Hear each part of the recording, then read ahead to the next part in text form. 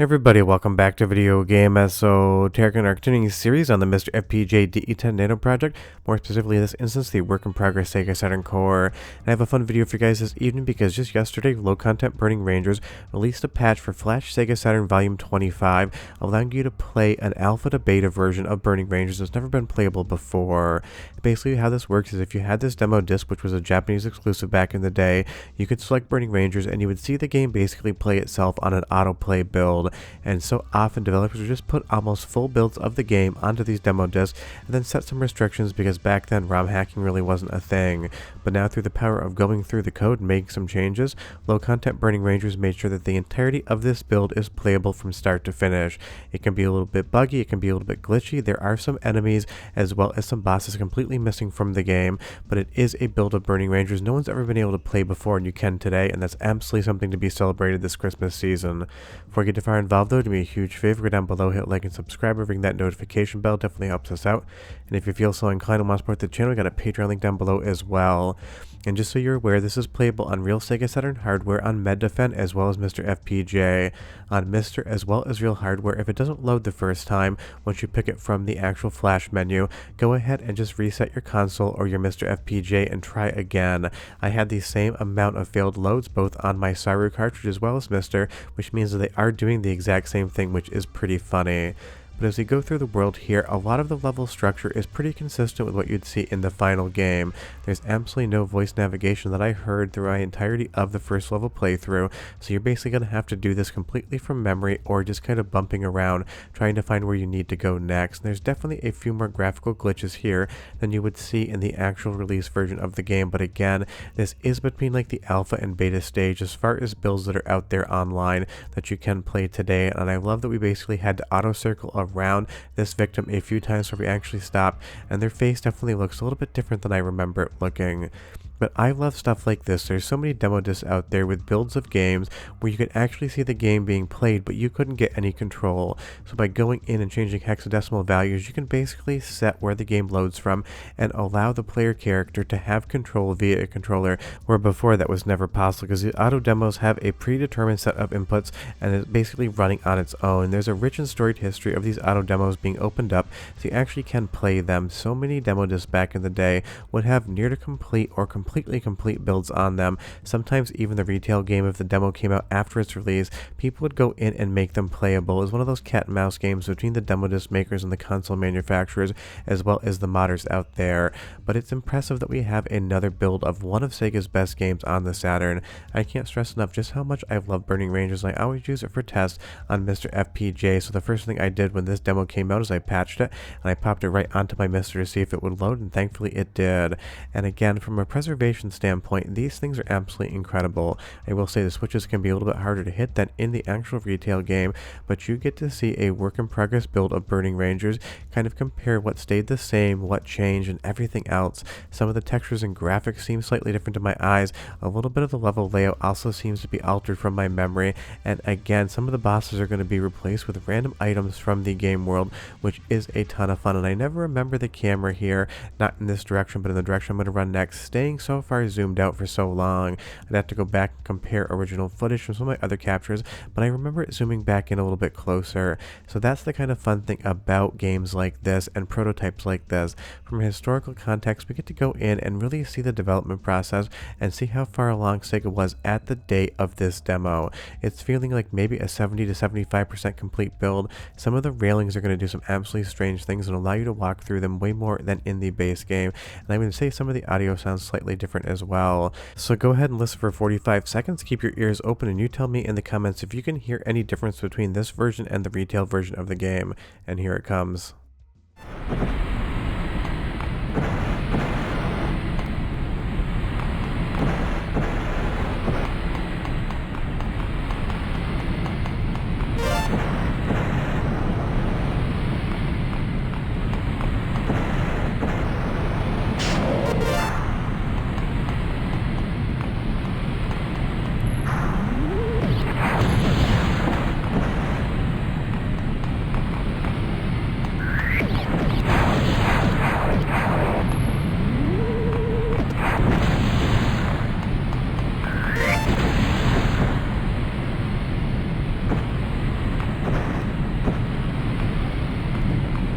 Some of the sound effects sound slightly different to me, and the audio balance is a little bit adjusted as well, but what you didn't hear is the most important. There's absolutely no voiceover navigation in this game. If you've never played Burning Rangers before, you may not know, but there is a voice navigator that's going to help you throughout the entirety of the levels, and that is going to be absolutely essential for you to actually know where you're going. So again, you're going to have to just poke around on this one if you don't have the game memorized. But that is the fun. I love going through prototype games and seeing the differences, especially if it's one that I love so much like Burning Rangers. I still remember getting my copy back in the day for Sega Saturn and stupidly trading it into EB Games for $5 maybe like a year later, because if you're not aware of the price of a US copy of Burning Rangers today, trust me, that was a very bad deal I made indeed. And I would say some of the lighting effects here in the darkened areas until you turn the lights on have a little bit of a different look to them as well. It seems like you can't see quite as much as you could in the retail game, but again, it is hard to say because every playthrough is new and unique. But this is the preservation I love, and I'm sure there's other demo discs out there with other amazing Sega games from back in the day that could get the same treatment. Anytime you see a demo playing itself on a demo disc, it is possible in some way, shape, or form to allow that demo to be controlled by an actual player. That's kind of the fun thing about these. If you see an FMV, obviously it's just a video playing, but when you have these demos that play themselves, that means there is a build of the game in there running in engine on the actual hardware, and that means it can be played. So leave me a comment down below and you tell me, what's the one demo you played back in the day that you would love to be able to actually see run with player controls, because there were so many different ones out there, and this is the 25th volume of the Sega demo disc. That means there's 24 other demo discs out there with games like this on it that could be opened up and allowed to be controlled by an actual human being, and I love stuff like that. And it's just fun to go through these worlds one more time. A lot of what I love about games is just knowing how they get made, whether it's on the FPGA side of things, the development side, or doing some arcade modification and hacking myself with my Discord. It's so much fun to open them up, see how they tick, and see what else you can make them do. Stuff like modifying arcade games to run via gun for IR or mouse control on a non-target PC is about as much fun as actually playing them, in my opinion. And I'm sure Low Content Burning Rangers loves this process as well, because he's been doing this for years now, and when something like this comes up, I always love to feature a video involved in it. Sometimes when you actually hit these switches or get cutscenes, though, you're going to get no audio whatsoever, so do be aware of that. It's one of those things. Some things are definitely non-final in this game, like this area right here. Normally there's more animation, but the game basically stops doing anything whatsoever.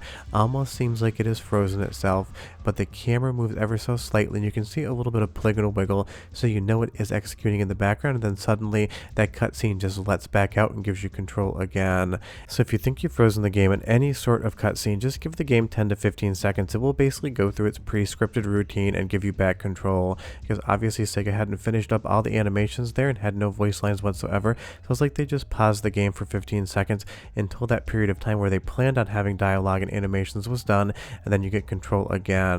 But here's one more sound sample. This is from the auto demo, which you can get to play once you die. Go ahead and listen for 30 seconds. I'll be back with a little bit more Burning Rangers content.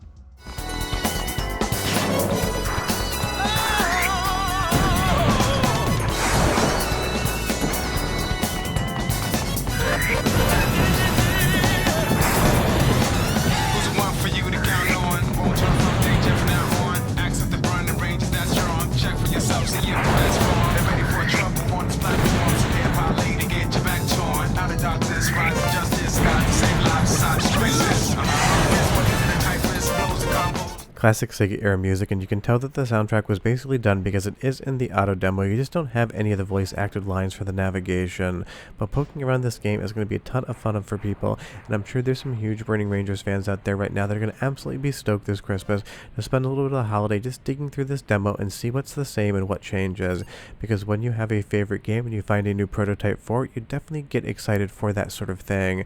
But once you get to this area of the game, trust me, without the voice navigation, it's going to be a little bit touchier. Maybe the voice navigation's in there and I had to activate it a different way. That is the thing about prototypes. You're kind of just poking around trying to see what works and see what doesn't. But honestly, Low Content Burning Rangers keeps giving us this fun content, and think about how many demo discs is out there in the world and how many other demos could be made playable. It really is exciting to think that there's hundreds upon hundreds of images out there with prototypes that we've never played before and might be able to play in the future. But we are done. Hope you enjoyed the video, and I'll see you guys next time. Bye-bye.